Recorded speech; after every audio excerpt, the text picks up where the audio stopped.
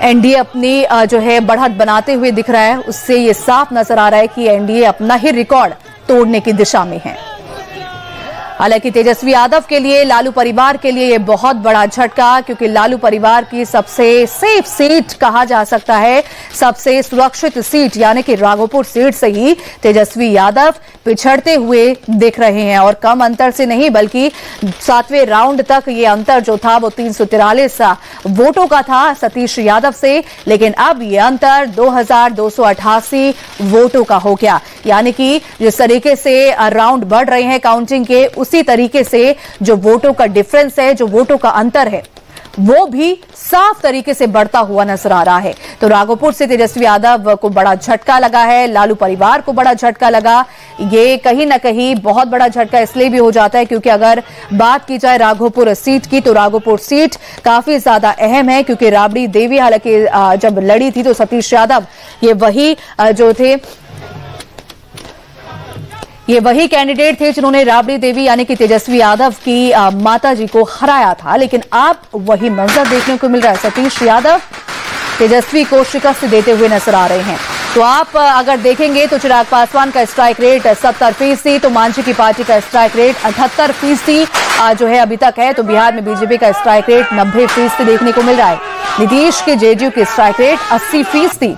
चिराग पासवान, जिन्हें इस बार थोड़ी सी टफ सीटें मिली, कठिन सीटें मिली, हालांकि कहा जा रहा था कि चिराग पासवान क्या अपने आप को इन सीटों पर साबित कर पाएंगे, क्या अपने आप को इन सीटों पर जीत हासिल करवा पाएंगे। लेकिन चिराग पासवान ने वो जीत हासिल करवाने की और जो है बढ़ रहे हैं 21 सीटों पर।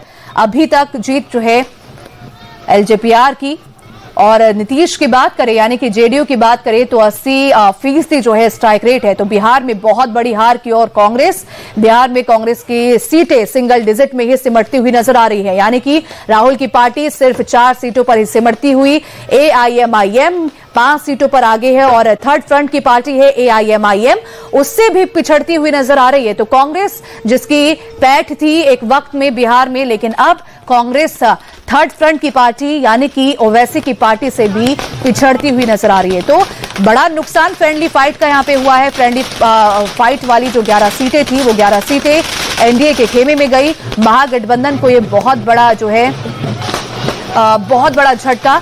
हालांकि राघोपुर से तेजस्वी यादव जिस तरीके से पीछे चल रहे हैं, उससे लेकर यह साफ कहा जा सकता है कि अब महागठबंधन का जो जादू हमें देखने को मिला था इससे पहले, वो अब जादू खत्म होता हुआ दिख रहा है। हालांकि 2020 की बात करें तो उम्मीदें थोड़ी सी हालांकि जग गई थी कि 15 सीटों से हारे हैं। एनडीए जो है 15 सीटों से आगे थी, और उस वक्त 15 सीटों से आगे होने के बाद एनडीए ने जो है अपनी सरकार बनाई थी और नीतीश कुमार जो है सीएम बने थे।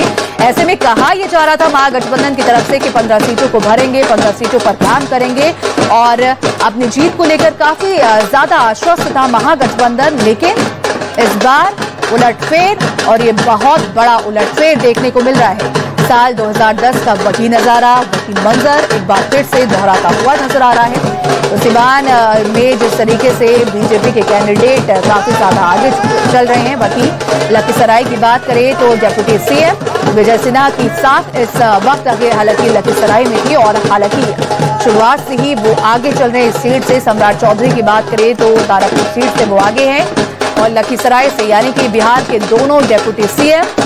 विजय सिन्हा की बात करें 10,852 बड़े अंतर से जो है आगे है। सिवान की मंत्री मंगल पांडे वो भी काफी ज्यादा आगे बढ़ गए हैं। तो देख सकते हैं कि किस तरीके से महिलाएं जश्न मनाते हुए नजर आ रही हैं, और ये वही महिलाएं हैं जिन्होंने इस बार ये पासा पूरा पलट दिया है।